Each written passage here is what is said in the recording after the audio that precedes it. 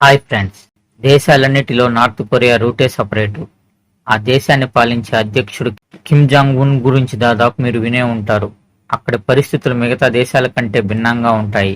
North కొరియాలో నియమ నిబంధనలు ఎంత కఠినంగా ఉంటాయో చెప్పాలంటే ప్రత్యేకంగా చెప్పనక్కర్లేదు. మరే దేశంలో లేని కఠినాతి కఠినమైన నిబంధనలు కొన్ని మనం తెలుసుకుందాం. Rule number 1. ప్రపంచంలో ఉన్న ఏ దేశంలో అయినా వారానికి 6 రోజుల పని దినాలుంటాయి. అంటే ఆదివారం సెలవు ఉంటుంది.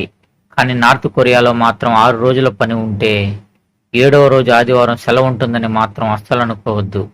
ఎందుకంటే అక్కడి ప్రజలు 6 రోజుల పాటు వాళ్ళు సాధారణంగా చేసుకుంటున్న ఉద్యోగానికి వెళ్తే 7వ రోజు మాత్రం దేశ వాలంటీర్గా పని చేయాల్సి ఉంటుంది. అంటే వారికి వారం రోజుల్లో 7 రోజులు పని అన్నమాట. ప్రతి ఒక్క దేశంలో వారు మామూలుగా వారానికి 40 నుంచి 44 గంటలు, అంటే రోజుకు 7 గంటలు పని చేస్తారు. కానీ నార్త్ కొరియా ప్రజలు మాత్రం వారానికి 102 గంటలు, అంటే రోజుకు 16 గంటలు పని చేయాల్సిందే. అలాగే కనీసం ఒక్కరోజు సెలవు కావాలి అనుకున్నా కూడా వాళ్ళు అక్కడ ప్రభుత్వానికి 510 వ్యాన్లు చెల్లించాల్సిందేనట. అంటే మన దేశ కరెన్సీ లెక్కిస్తే ఒక వ్యాన్ 32 రూపాయలు. కానీ వాళ్ళకి నెలకు వచ్చే జీతం కేవలం 149 వ్యాన్లు మాత్రమే. ఇక దీని అర్థం ఏంటంటే వాళ్ళు కేవలం ఒక్కరోజు సెలవు కావాలనుకుంటే వాళ్ళు 4 నెలల జీతాన్ని కిమ్ జాంగ్ ఉన్కు చెల్లించాల్సి ఉంటుంది. ఇక ఎలాగో వారు అంత డబ్బు చెల్లించలేరు కాబట్టి చచ్చినట్టు ప్రతిరోజు పని చేయాల్సిందే. Rule number 2. నార్త్ కొరియా అనేది ఒక నాస్తిక దేశం. అంటే అక్కడ ఏ మతాన్ని ప్రోత్సహించరు. ఏ మతం వారైనా సరే కిమ్ జాంగ్ ఉన్ కుటుంబాన్ని దైవంగా కొలవాలి. అలాగే కిమ్ జాంగ్ ఉన్ సొంతంగా అతని బయోగ్రఫీని కూడా విడుదల చేసుకున్నాడు. అందులో అతను 2 ఇంద్రధనుస్సుల మధ్య నుంచి పుట్టానని, అదే సమయంలో ఆకాశంలో కొత్తగా ఓ నక్షత్రం పుట్టిందని తెలిపాడు. అక్కడి ప్రజలు అతన్ని దైవంగా భావించాలనే విషయాన్ని అలా చెప్పాడనమాట. ఇక మరో విచిత్రమైన విషయం ఏంటంటే అతని దృష్టిలో అతను పెద్ద మెజిషియన్ అనుకున్నాడో ఏమో, కానీ అతని బయోగ్రఫీలో అతనికి వాతావరణాన్ని అదుపు చేసే శక్తి కూడా ఉందని రాసి మరీ బుక్ పబ్లిష్ చేశాడు. Rule number 3. మన ప్రపంచం అంతా ప్రస్తుతం 21వ శతాబ్దానికి చెందిన క్యాలెండర్ను పాటిస్తుంటే నార్త్ కొరియా ప్రజలు మాత్రం తమ దేశ స్థాపకుడైన కిమ్ సింగ్ పుట్టిన తేదీ నుండి తయారు చేస్తున్న జూచే అనే క్యాలెండర్ను పాటించాలి. ఉదాహరణకు చెప్పాలంటే మనకు జనవరి 1, 2022 ఉంటే వాళ్లకు మాత్రం జనవరి 1 జూచే 111 అని ఉంటుంది. ఇది ఎలా వచ్చిందంటే కిమ్ సింగ్ పుట్టింది 1912లో కాబట్టి అప్పటి నుంచి నార్త్ కొరియాలో అది 1వ సంవత్సరం.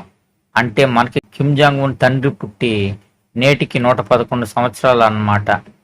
అంటే ఎలాగో దేశ నాయకుడిని దేవుడిగా కొలవాలి కాబట్టి ఆయన పుట్టిన సంవత్సరం నుంచే లెక్కించిన క్యాలెండర్ మాత్రమే ఉపయోగించాలి. Rule number 4.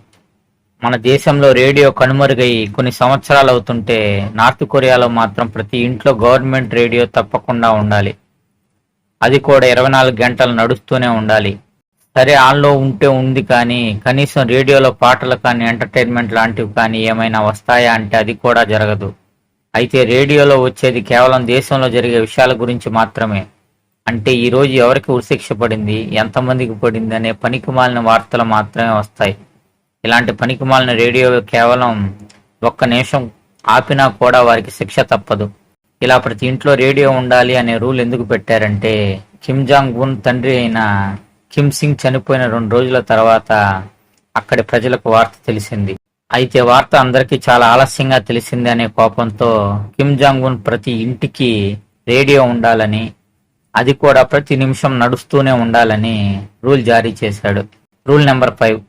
Google, YouTube, Twitter, Facebook లాంటి వెబ్సైట్, అలాగే దక్షిణ కొరియాకు చెందిన వెబ్సైట్స్ నార్త్ కొరియాలో ఉపయోగించేందుకు అవకాశం లేదు. దేశ ప్రజలకు ఇంటర్నెట్ సౌకర్యం ఉన్నా కూడా ఇంటర్నెట్ ద్వారా కేవలం 28 వెబ్సైట్లు మాత్రమే ఉపయోగించాలి. అలాగే నార్త్ కొరియాలో కంప్యూటర్ కానీ ల్యాప్టాప్ కానీ కొనాలి అనుకున్నా కూడా కిమ్ జాంగ్ ఉన్ పెట్టిన రూల్స్ ప్రకారం ప్రభుత్వం నుంచి పర్మిషన్ తీసుకోవాలి.